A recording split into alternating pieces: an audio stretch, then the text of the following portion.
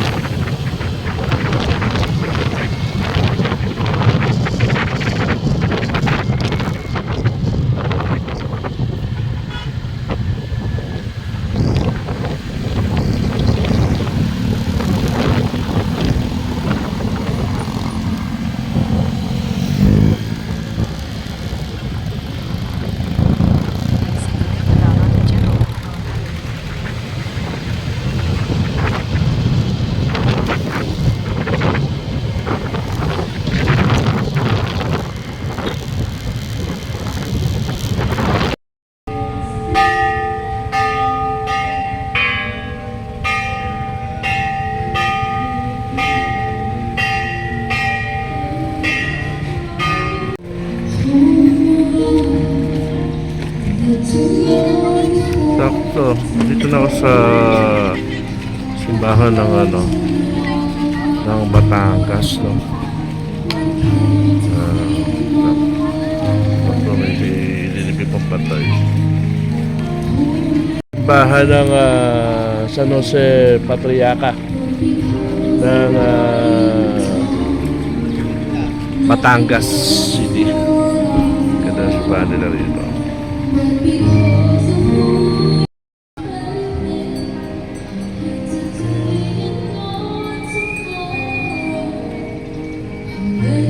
Dito na ako, kakarating ko lang dito sa Batangas. Ang ganda ng simbahan dito.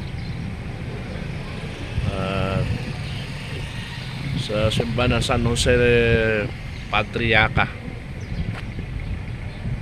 Kakarating ko lang dito sa San Jose Patriarca ng Batangas, no? At dito nga yung imimit natin yung OFW natin. Napakagandang simbahan, grabe. Ayan yung simbahan sa likuran natin. Ayan, napakaganda. Ang ganda ng lugar. Sulit yung biyahe ko ng ilang oras din. Halos pumatak din ng 4 na oras yung biyahe ko. Dahil umalis ako sa bahay 9 AM. Tumating ako rito sa tanghalian na.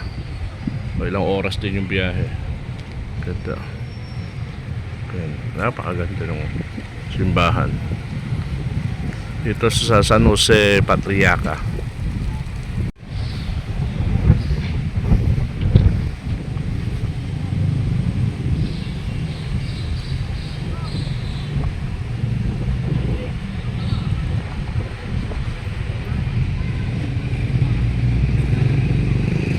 San Jose Church Patriarca o Saint Joseph the Patrick sa Paris.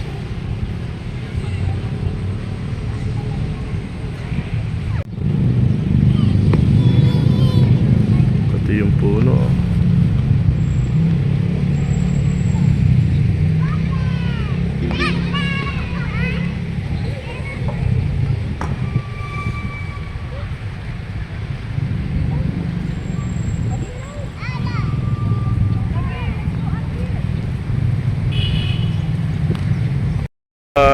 Panibagong ano na naman natin to.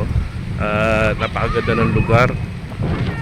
Dito natin kikitain yung OFW natin na nagkaroon ng problema doon sa kanyang kontrata pagdating sa agency na pinagsamantalahan yung kanyang kontrata.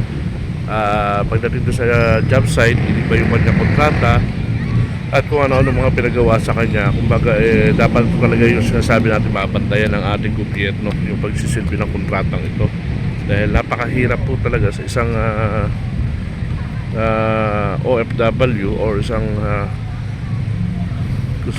sa isang gusto lang mag-abroad para kumita ng maayos para doon sa kanilang pamilya, ay maloloko pa ng ganito. Ang masakit pa rito ay hiningan pa siya ng malaking pera ng kanyang agency, pang-placement daw, no? Pero ang nangyari doon sa kontratang pinirmahan niya, italiwas doon sa lahat ng mga nakasaad doon pagdating sa job site. At mamaya ako makikita ho natin siya rito. Yung pinuntahan natin dito sa Batangas, at isang biktima po ng sinasabi natin pagkakamali ng kontrata na sinadya ng kanyang agency. At ito nga ay gagawin natin tama sa pamamagitan ng ating pagtulong sa kanya. At ito siya. Yan. Yan. Kakauwi lang yan. At sinasabi niya nga lahat ng mga naging problema niya doon sa nasabing kontrata. Kaya pauwi na rin ako ng Maynila. Ito lang dinayo ko. Yan. Sige.